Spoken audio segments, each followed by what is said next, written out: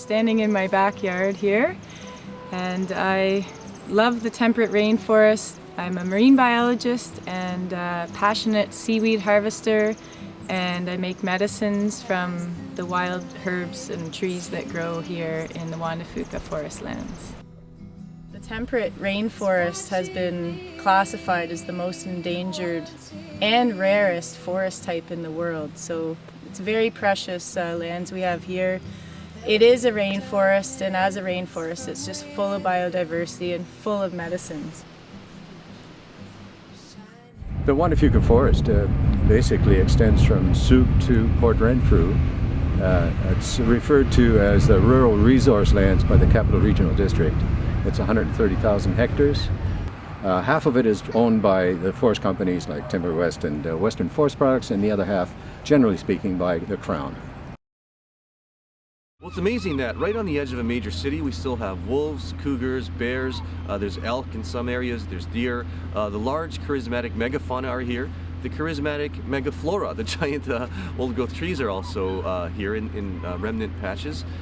Well, the remnant old growth patches are important for a lot of reasons. There's endangered species that need old growth forests. They can't live in the younger second growth forests, nesting marbled murrelets, for example. We go from the tiny diverse mosses all around us to this huge tree, and the thought that it's been here longer than Europeans have been on the continent, the sheer size, the sheer height of these trees, the softness of the air, the year-round greenness, it's absolutely unique in the world.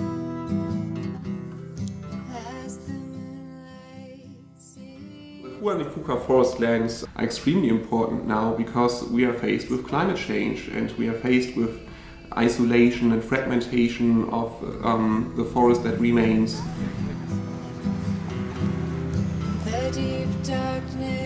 One of the biggest threats to certainly the health of the seaweeds where I harvest is the clear cutting, which in this very, very wet part of the world leads inevitably to landslides. They can't photosynthesize if they have too much silt covering. We need to look into sustainable logging where communities can thrive and forests can thrive, and there can be a greater connection with the land. The intent of the forest companies is clear. They intend to sell a great deal of their lands on the real estate market. This is the future for parts of those lands. And when these lands are put on the real estate market, that means urban sprawl. There are important remnant patches of old growth forests in the Juan de Fuca region, and I've explored a lot of the old growth in the area. There's also second growth forests that can become old growth if left alone for a while. So the conservation plan that's needed would protect remnant old growth as well as second growth that will be left alone so the ecosystem can recover, as well as to ensure sustainable second growth logging outside of protected areas.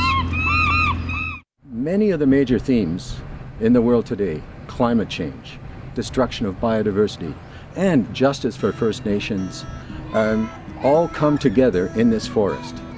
And we have a direct responsibility and a great choice presented to us now to address these issues. Voiceless mermaid,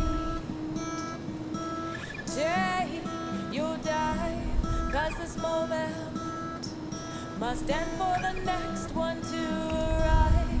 Voiceless mermaid, in your ocean so blue, when will you discover how to speak your truth? Voiceless mermaid, where's the strength that you can't find to confront